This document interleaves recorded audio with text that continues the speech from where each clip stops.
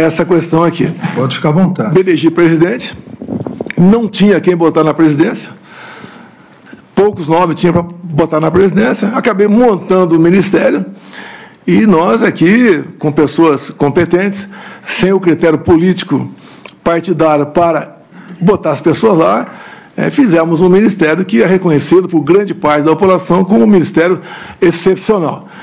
Fizemos muita coisa. Lei da Liberdade Econômica, o PIX, Água para o Nordeste, Bolsa Família, triplicamos seu valor, marcos, entre tantas outras coisas. A questão do armamento também, apesar de ser acusado de ser um armamentista visando a violência diminuiu quase 30% entre o governo anterior e o meu governo, tendo em vista a política de armamento. Bem, outra coisa importante também, onde comecei a criar inimizades cada vez maiores, desde o começo do meu mandato, foi na escolha de pessoas para compor aqui bancos oficiais estatais. Só falar de duas estatais só. Porto de Santos dava um prejuízo de 500 milhões por ano, entreguei com lucro de 500 milhões. Então, esse 1 bi ia para algum lugar, para algum ralo, ganhei inimizades por aí. Uma outra, para ser mais rápido, Itaipu Binacional. Chegamos lá, botei o senhor Silvio Luna como presidente da estatal, e ao longo de 4 anos, nós reduzimos a tarifa em dólar de 45%, e uma empresa que era conhecida apenas por gerar energia, o que ela fez a mais? Fez a segunda ponte com o Paraguai, uma ponte com 170 metros de vão. Começamos a fazer a segunda ponte Porto Mutinho. Alongamos em 600 metros o aeroporto de Foz do Iguaçu. Mais ainda, atendemos com pequenas obras de infraestrutura mais de 50 municípios no entorno da bacia. Asfaltamos a Transboiadeira, 43 quilômetros. Fizemos o acesso aos aeroportos. Ou seja, sobrou dinheiro para fazer muita coisa lá. E, obviamente, isso, no passado, a tarifa era cheia e nem obra era feita e era usada à vontade esse recurso. Por que à vontade? Porque é uma empresa que não é auditada pelo TCU por ser binacional. O que os conselhos decidem, está decidido e ninguém toca mais no assunto. Então, quando a gente começa a tapar os ralos da corrupção, aparece uma enormidade de pessoas que vão contra a gente. Eu não cortei recurso para a imprensa por ser malvado. É que eu fui o único presidente, senhor ministro, o único que tinha um teto de gasto pela frente. Eu não podia gastar mais do que aquilo, diferentemente do que acontece agora, do que acontecia antes de mim. Ganhei também, então, uma antipatia enorme da imprensa contra a minha pessoa. E também a questão das pautas dos costumes, né? Eu sou católico, minha esposa é evangélica, e eu sempre preservei a família e a inocência de criança em sala de aula. Mais um foco de atenção contra a gente. E até do próprio Supremo Tribunal Federal, respeitosamente, eu tinha pelo menos uma ação por semana para me explicar em 24, 48 horas o porquê daquilo. Mas faz parte da regra. Vossa Excelência, o senhor ministro Fux, aqui do Supremo, não me viram desrespeitar uma só ordem do senhor. Não me viram em nenhum momento eu agi contra a Constituição.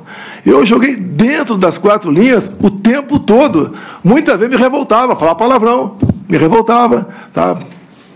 Falava o que devia falar, sei disso, mas, no meu entender, fiz aquilo que tinha que ser feito. Quanto à providência na questão das eleições aqui, eu deixo claro a Vossa Excelência, as Forças Armadas não se miscuíram na política. E nem eu, como presidente, também fiz o mesmo. O senhor ministro Barroso, enquanto presidia o TSE, criou a Comissão de Transparência Eleitoral e colocou lá dentro, entre outras instituições, as Forças Armadas. O que eu falei para o ministro da Defesa? Já que colocaram a gente aqui, vamos fazer o melhor possível para nós auxiliarmos o TSE para que a eleição seja mais clara e transparente possível. No tocante àquela reunião de julho, onde alguns falam que reunião do golpe com 20 plaquinhas na frente das pessoas, mas 40 pessoas assistiam. Vossa Excelência falou ali que dos 70%. Coincidência, talvez, ministro? Eu complementei. Vão aparecer 49. Apenas uma coincidência. Não tinha prova de nada no tocante. Isso aí, um desabafo meu, com toda certeza. Dúvida sobre eleições. Aqui eu tenho um documento aqui da Associação Nacional dos Peritos Criminais Federais. Diz logo na entrada aqui. as fragilidades das urnas eletrônicas sem o voto impresso. E mais na frente, também, a Associação Nacional dos Peritos Criminais diz: fraude sistêmica facilitada, consenso científico, todo sistema eletrônico / computacional possui vulnerabilidades. Então, basicamente, senhor ministro, a minha retórica me levava a falar dessa maneira. Essa reunião não era para ter sido gravada, algo reservado. Como em tudo quanto é local, se faz reunião reservada. Alguém gravou, do meu entender, de má fé. E ela tornou-se pública. Senão eu não estaria explicando essa questão aqui agora. Essa foi a minha retórica, que eu usei muito enquanto deputado e depois como presidente, também buscando aí o voto impresso como uma forma a mais de termos mais uma barreira, né, para evitar qualquer possibilidade de se alterar o resultado de umas eleições. Eu gostaria de complementar aqui, sempre lembrando ao ex-presidente Bolsonaro que a resposta é livre e responde se quiser em virtude da possibilidade de direito ao silêncio. A questão na reunião, além da imputação de fraude, de problemas às urnas, também há o incentivo, e essa é a imputação feita pela Procuradoria-Geral da República, o incentivo à deslegitimação da Justiça Eleitoral. E eu leio um outro trecho aqui, com 1h, 13 minutos e 59 segundos da reunião, onde o senhor disse, entre aspas: pessoal, perder uma eleição não tem problema nenhum. Nós não podemos perder a democracia numa eleição fraudada. Olha o Fachin. O cara não tem limite. E não vou falar que o Fachin está levando 30 milhões de dólares. Não vou falar isso aí. O que o Barroso está levando, 30 milhões de dólares. Não vou falar isso aí.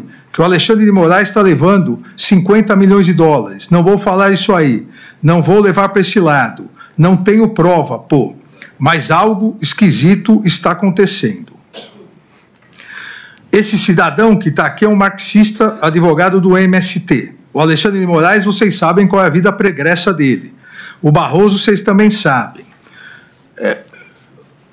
Quais eram os indícios que o senhor tinha que nós estaríamos levando 50 milhões, 30 milhões de dólares? Não tem indício nenhum, senhor ministro. Tanto é que era uma reunião para não ser gravada, um desabafo, uma retórica que eu usei. Se fosse outros 3 ocupando, teria falado a mesma coisa. Então, me desculpem, não tinha essa intenção de acusar de qualquer desvio de conduta dos senhores 3. Se eu puder complementar. Por favor. Por ocasião das eleições, agora propriamente dito, logo um pouco avante isso aí. Acredito, senhor ministro, que foi um pouco disfuncional.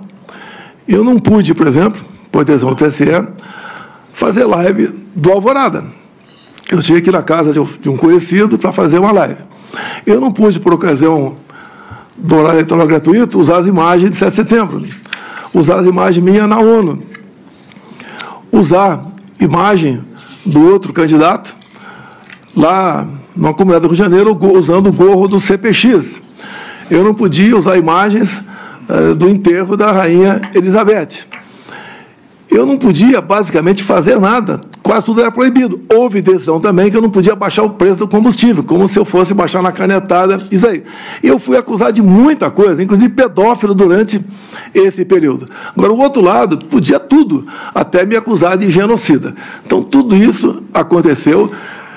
Quando eu não pude usar as imagens do Lula ali, defendendo o aborto, ou ao lado de ditadores, isso prejudicou a minha campanha. Eu queria mostrar também a imagem dele em 2009, defendendo lá o Irã enriquecer urânio acima de 30% para fins pacíficos, segundo ele. Eu fui tolhido. O maior prejuízo que eu tive, no meu entender, foi não poder usar imagens do 7 de setembro. Com todo o respeito, acredito que isso tudo pesou contra a gente. E no mais, né?